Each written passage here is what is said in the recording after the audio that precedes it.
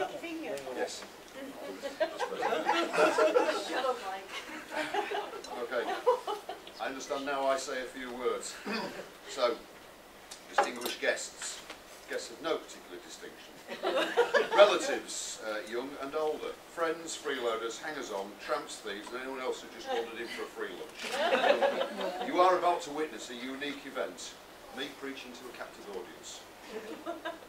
Unaccustomed as I am to public speaking, I find myself in a position of having that captive audience, so I'm not going to miss the opportunity to say a few words. I figure today of all days, it would be permitted for me to give my speech on sex. It gives me great pleasure.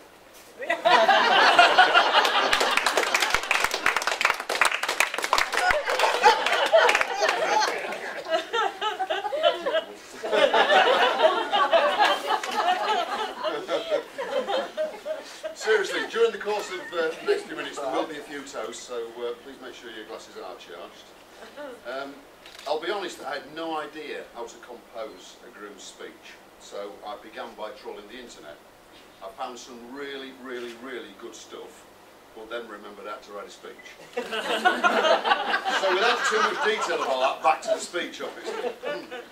I'd like to thank Graham for his kind words, but most of all, I'd like to thank him for allowing me to take Adele's hand in marriage. I was incredibly nervous when I asked him, and his hesitation in replying was just enough to worry me. It just kept me waiting. I need not only to thank Graham, but also Lorraine, Paul, Maz, Alistair, Heather, and of course in no particular order, Lewis, Jamie, Josh and Callum, for welcoming me into their family as one of their own. Thank you all. To my own mum and dad, I don't even know where to begin in thanking you. You've been an enormous guidance, making me the person I am. You've supported me through thick and thin, mostly thick if I'm honest. And I bet there have been times when you've wondered whether you would ever see this day. I've for so many years looked up to you both as my role models for marriage, and a more perfect pair of parents I could not have wished for. Thank you for always being there for me.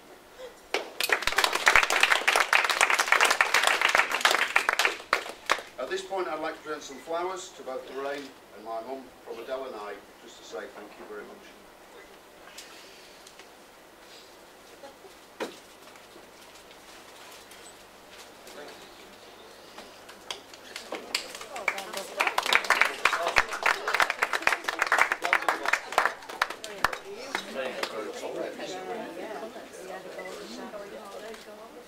We don't have any more of them. No, that's one of them at work. The girls, it's not some these rooms.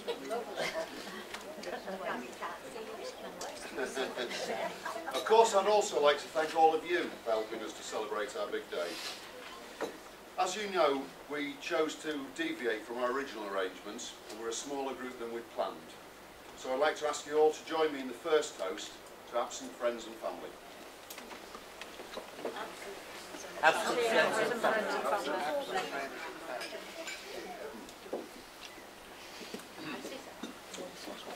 There is an unwritten rule that no one should look more handsome than the groom on his wedding day. And with that thought in mind, I must mention my best men. And thank both of them for observing an age-old tradition. I've known Pete for nearly 20 years, and Mike a little less, but in these years we have formed an almost brotherly bond. I know whenever I've needed either one of them, they're only a phone call away.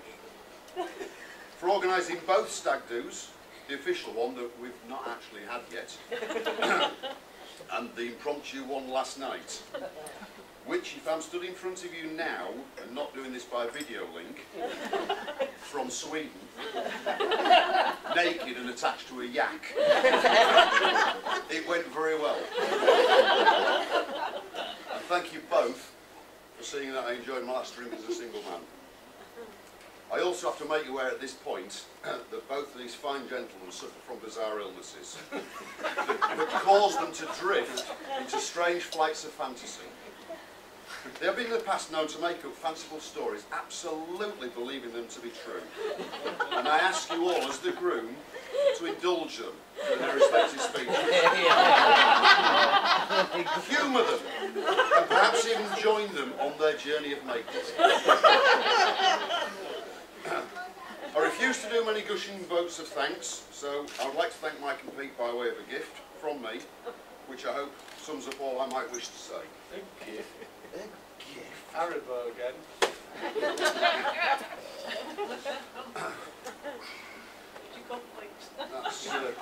That's for me. Personal time. Free personal time. What does it say? Thank you.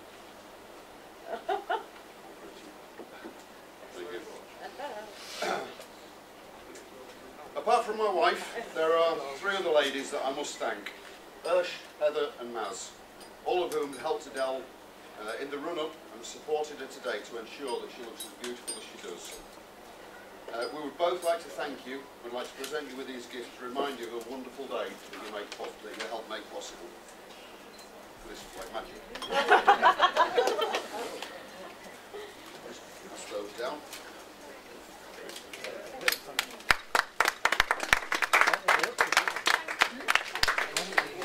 If I could ask you to raise your glasses again, folks, I'd like to toast the bridesmaids.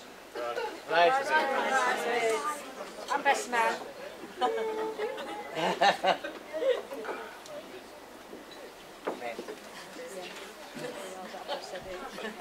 Finally, I can't put that.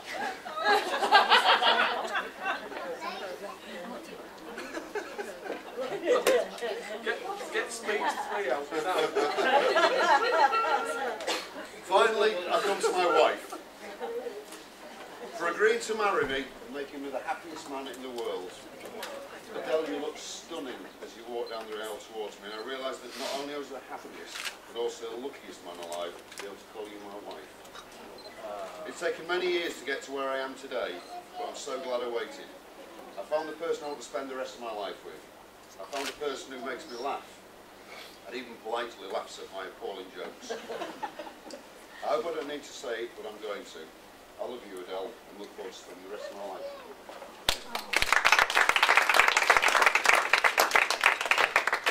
My final toast, if you'll join me, Adele. Adele.